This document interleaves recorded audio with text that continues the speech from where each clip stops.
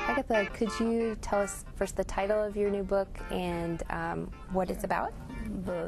It's a collection of short stories to do with things that happen in court, mostly funny things, but some other things, and some things outside of court, and life in general.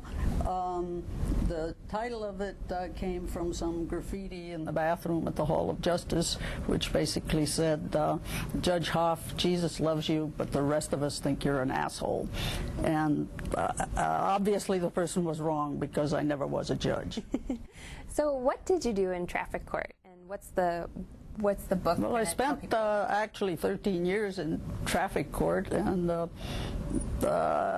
presided, and people came and protested their parking tickets and their moving violations, and told lots of sob stories, and we gave them mostly brownie points for the 1 in a million who told the truth, you know, shining forth like a beacon. And what can people expect from the book? Hopefully a lot of laughs, and sometimes some tears. Some people have read some of them and said, oh, that's very touching, and but that's not to do with traffic court generally. Not too many sad things happen, luckily. I mean, You've also written another book called Burning Horses. Could you tell us a little bit about that?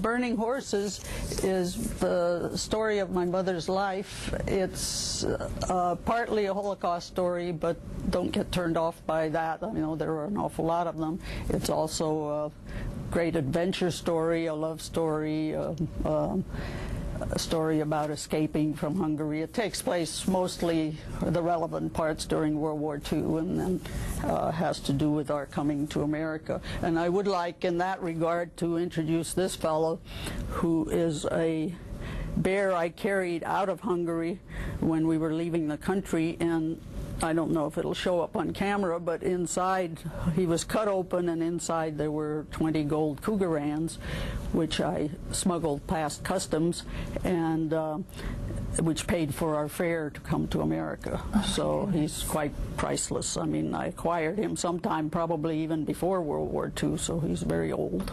Wow. That's an amazing story.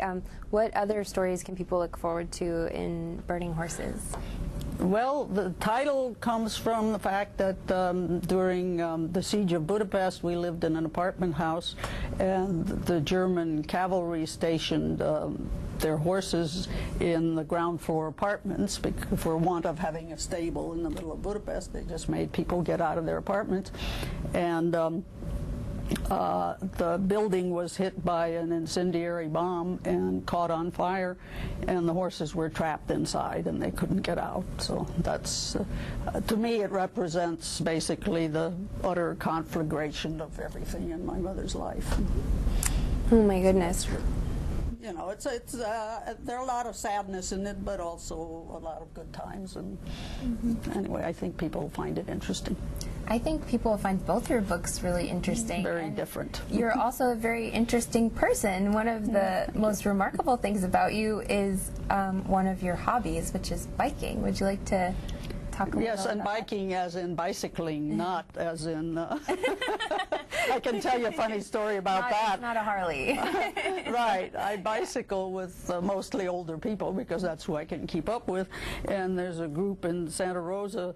We were meeting one day in front of somebody's house, and they have a nasty neighbor who called the cops and said, there are all these bikers in front of my house, and the cops come roaring up with their lights flashing, you know, and find these senior citizens on their bicycles. I mean, they were expecting that there was, you know, a gang of Harleys, but that's not what it is.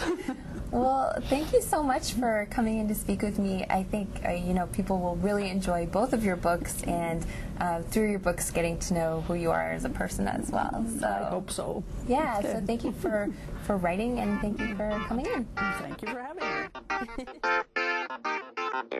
me.